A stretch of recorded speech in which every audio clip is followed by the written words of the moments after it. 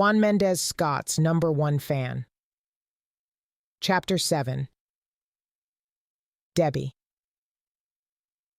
Later that night, I was sitting on the couch in the family room with my feet resting on the coffee table, reading a book when Sidney dragged his sad ass into the house. Right away, he found all his stuff packed and sitting in the foyer waiting for him. He was about to start crying, and I was loving it.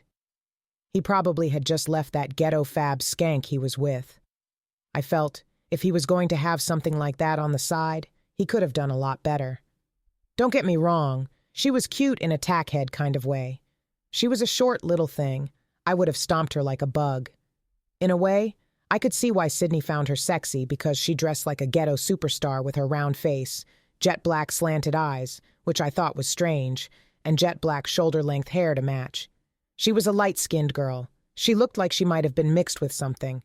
And her voice was just as irritating, loud, horsey, and ghetto.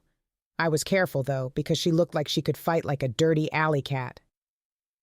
"Why do you have my stuff sitting at the door like this?" Sidney asked, walking into the family room, sounding like he was getting ready to cry.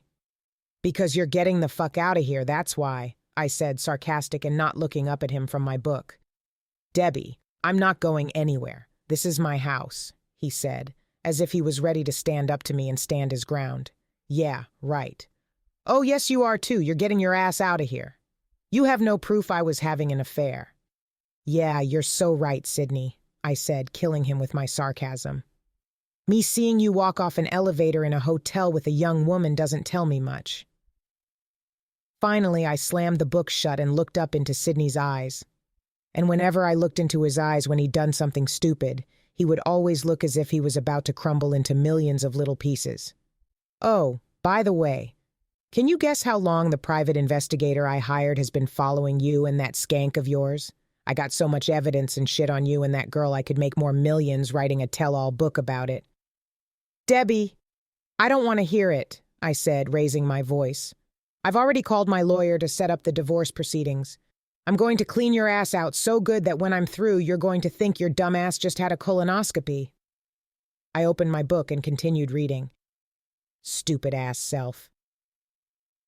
Sidney stood there, breathing hard as if he was trying to keep from throwing one of his little bitchy tantrums he always threw in games when he didn't get his way. I dared him to even think about raising his voice at me. And the thought of him putting his hands on me? He knew better. Yeah, I was always the pretty princess growing up. But all the girls in the neighborhood knew. Their jealousy couldn't go as far as to even think about putting their hands on me. The pretty princess was going to whoop some ass. "I guess I was stupid for marrying you without a prenuptial agreement," Sidney said, his shaking voice calm and low. I nodded my head and gave him thumbs up without even looking up from my book. "You just married me for my money anyway." I stopped reading and looked up at Sidney as he turned to leave the family room. "Sidney," I said, sounding as if I was ready to say I was sorry. He had the nerve to stop without turning to face me to see what I had to say. "You know what? You're right. I agree with everything you just said. You were stupid to marry me without a prenuptial agreement."